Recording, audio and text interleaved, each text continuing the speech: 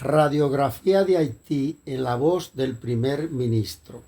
Es un anhelo del primer ministro de Haití, Yarick O'Neil, garantizar justicia para las víctimas de las bandas armadas y detener más de 50 años de impunidad, retomar su autoridad en todo el territorio.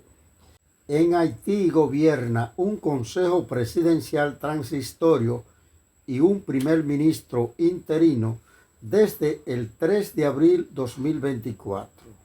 Estas autoridades, dado la situación de violencia, no controlan la totalidad del territorio haitiano. De 10 departamentos haitianos, las bandas controlan los dos más importantes.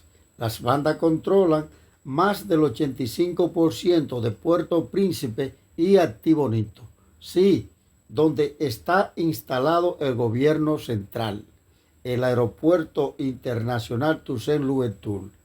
Es decir, que la autoridad del primer ministro y su consejo presidencial transitorio es limitada, a pesar de recibir un contingente de 400 policías kenianos para auxiliar a la policía haitiana, con el objetivo marcado de detener la violencia e imponer el orden.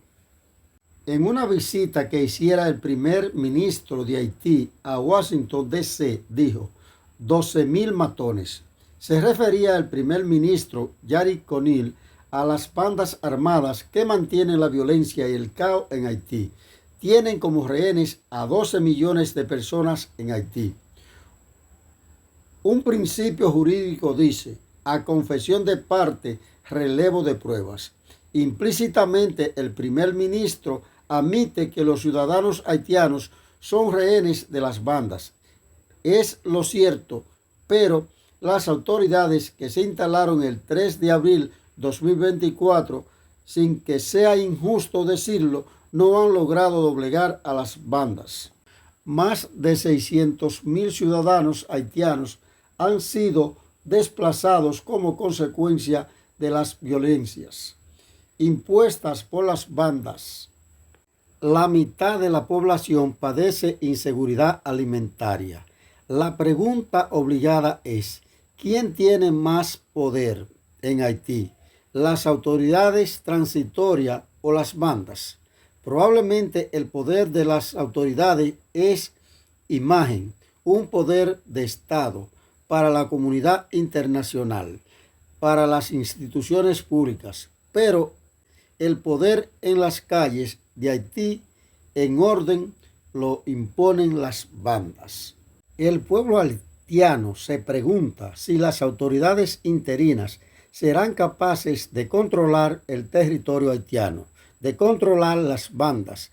Nosotros nos preguntamos si antes del 7 de febrero de 2026 las autoridades interinas lograrán organizar las elecciones o escucharemos la misma narrativa que escuchamos del ineficiente gobierno del primer ministro Ariel Henry, quien duró más de 2 años en el poder tratando de controlar las violencias y celebrar elecciones para instalar las autoridades que construyeran instituciones democráticas en Haití, viéndose obligado a renunciar.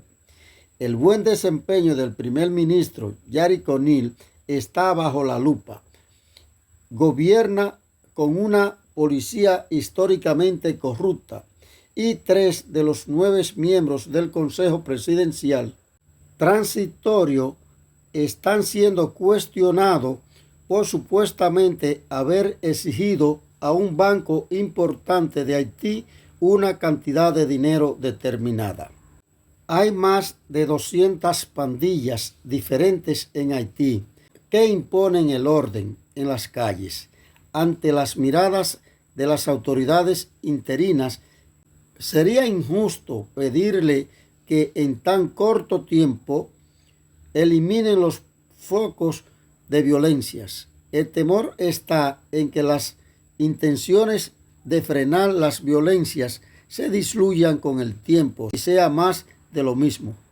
Un dato preocupante es que entre el 30 y el 50% de los miembros de las pandillas son niños, empujados por el hambre, la miseria. Este dato es una muestra de que el futuro de la juventud de las nuevas generaciones de Haití será incierto, a no ser que las futuras autoridades implementen medidas similares a la de El Salvador, que está enfrentando las pandillas a la altura de las circunstancias, o como Colombia, que se abocó a un acuerdo de negociación con las guerrillas. La retórica de los líderes haitianos no tiene por el momento en su agenda un acercamiento con las bandas armadas, o por lo menos eso es lo que se entiende, ya que no hemos escuchado que las autoridades actuales tengan las intenciones de negociar la paz con las pandillas. La señal es de un enfrentamiento que eventualmente puede convertirse en un genocidio.